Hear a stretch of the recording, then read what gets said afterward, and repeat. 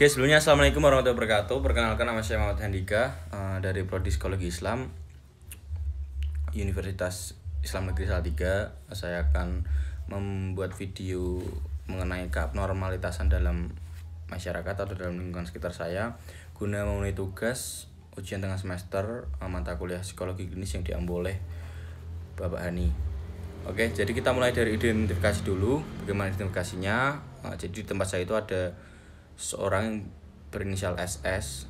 Beliau ini berumur sekitar 70 tahunan. Terus kesehariannya dia ya seperti balik rumah atau maksudnya diam di rumah saja. Terus memiliki kebiasaan yang tidak biasa pada umumnya. Pada umumnya dimaksud ini pada orang umumnya. Terus memiliki fisik yang hampir sama pada orang umumnya. Akan tetapi ada beberapa hal yang membedakan individu ini dengan individu lainnya.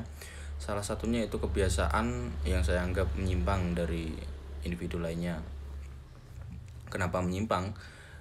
Saya akan menyebutkan beberapa contoh perilaku dari beliau ini menyimpang ya, karena salah satunya dulu itu pernah terjadi beliau ini, si SS ini, memasuki rumah tetangganya tanpa memakai busana. Terus ada kejadian lagi, beliau ini ketangkep, maksudnya ia ketangkep melakukan buang hajat sembarangan, maksudnya tidak pada umumnya.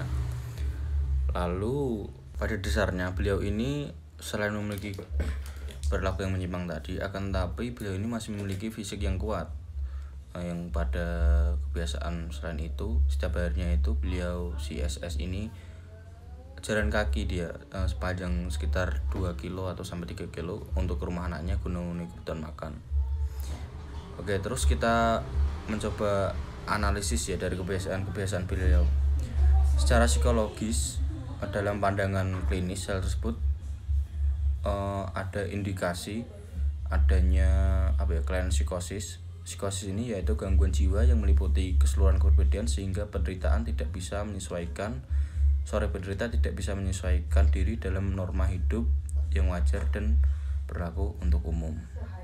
Oke, jadi psikosis ini merupakan gangguan ya terhadap jaringan sel otak dan lainnya. Terus apa sih maksudnya psikosis ini terus digolongkan menjadi berapa? Jadi psikosis ini ada beberapa jenis.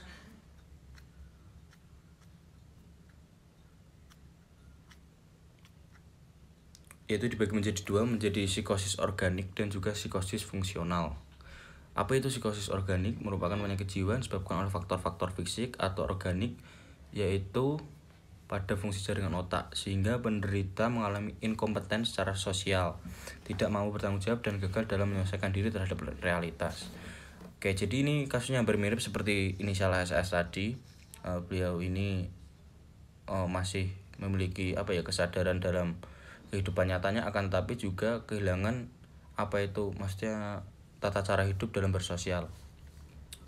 Lalu psikosis organik ini digolongkan lagi menjadi 3. Itu ada alkoholik psikosis yang terjadi karena fungsi jaringan otak terganggu atau rusak akibat pengaruh alkohol. Terus ada lagi drug psikosis atau psikosis yang diakibatkan oleh obat-obatan terlarang seperti ganja atau marijuana atau kokain atau sabu dan juga lainnya. Terus ada traumatik psikosis, yaitu psikosis yang terjadi akibat luka atau trauma pada kepala karena kena pukul atau seperti kecelakaan atau maksudnya kejadian mungkin yang lain. Lalu ada demensia paralitika, yaitu psikosis yang terjadi akibat infeksi sifilis atau virus dan juga menyebabkan sel-sel otak. Dan juga penelitian lain menjelaskan demensia ini tidak hanya disebabkan karena karena virus ya, tapi disebabkan juga karena faktor umur yang sudah mulai tua. Jadi itu juga bisa menjadi penyebab dari demensia paralitika ini. Oke, jadi sepertinya kasus yang dialami SS tadi, kehilangan sense of reality-nya tadi, mungkin bisa dijelaskan, bisa digolongkan atau kita dikategorikan sebagai demensia paralitika, atau lebih lagi digolongkan dalam psikosis organik.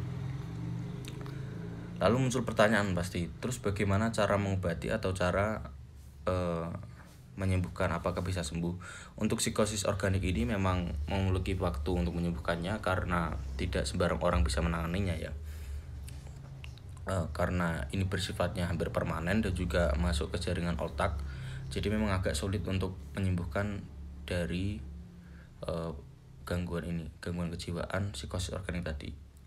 Oh ya, tapi sebelum tadi CSS ini berdasarkan informasi yang saya dapatkan dari tetangga-tetangga, dulunya CSS ini maksudnya dia hidupnya normal-normal saja pada saat sebelum mengalami kebiasaan tersebut. Akan tetapi ada beberapa informasi beredar, CSS ini dulunya itu karena beliau ini sudah berumur ya, jadi mungkin kita bisa sebut orang tua lah.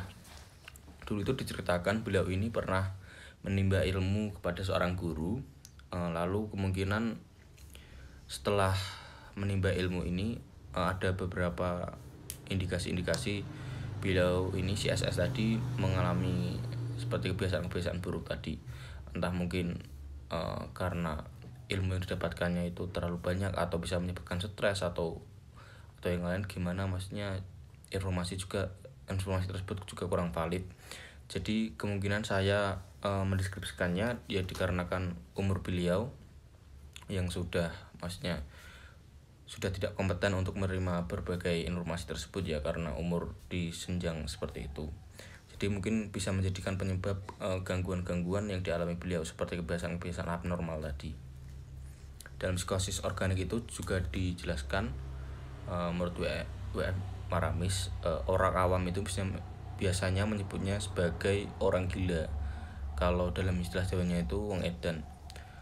Oke, langsung saja kembali mengenai bagaimana cara mengobati psikosis organik tadi atau yang tergolong dalam demensia paralektika. Di sini ada beberapa terapi yang dapat diterapkan. Salah satunya itu terapi modalitas.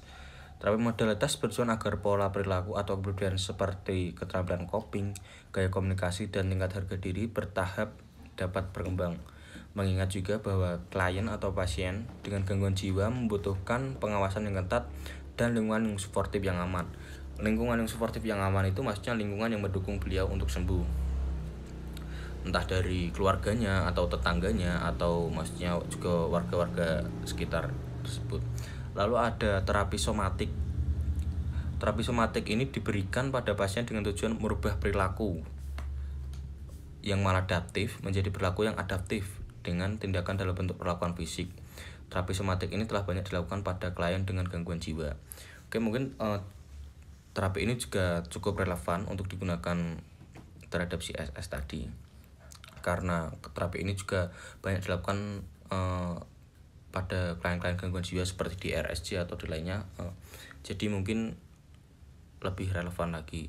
Terus tidak hanya terapi modalitas dan juga terapi somatik, ada juga pengobatan cara lainnya seperti psikoterapi, terus psikoanalisis terapi, psikoanalisis psikoterapi, terus ada psikoterapi individu, terapi modifikasi lingkungan, dan masih banyak lagi. Mungkin seperti itu untuk dalam pandangan psikologis. Tapi akan lebih baiknya apabila CSS ini ditangani oleh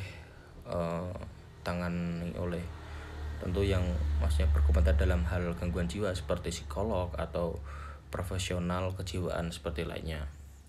Oke, jadi sekian ya yang dapat saya sampaikan mengenai identifikasi keabnormalitasan dalam lingkungan sekitar. Jadi untuk ada bagi yang menanya bagaimana kabar CSS ini, masih berlanjut. Setiap paginya beliau ini masih bolak-balik ke rumah anaknya untuk memenuhi kebutuhan makan beliau. Lalu juga masih ada kebiasaan seperti kalau ada hajatan atau apa itu masih sering datang dengan nggak pakai busana. Maksudnya nggak pakai busana itu nggak pakai baju, itu masih sering, dan jadi maksudnya menjadi aib ya, karena emang susah untuk dibilangin si SS ini. Akan tetapi warga sekitar saya itu sudah memaklumi beliau karena memang terhitung sudah lama, itu saya sejak kecil. Akan tetapi yang masih menjadi pertanyaan itu fisiknya, kenapa kok masih sehat sampai sekarang itu, ataukah kemungkinan karena beliau ini kehilangan realitanya atau yang disebut tadi dalam psikoorganik itu sense of reality.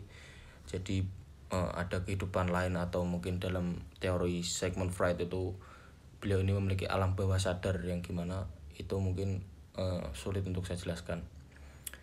Saya cukupkan untuk video kali ini. Apabila ada kesalahan dalam penyampaian kata atau materi atau penjelasan saya yang kurang, mohon dimaafkan. Semoga informasi ini dapat membantu teman-teman. Sekian, wassalamualaikum warahmatullahi wabarakatuh.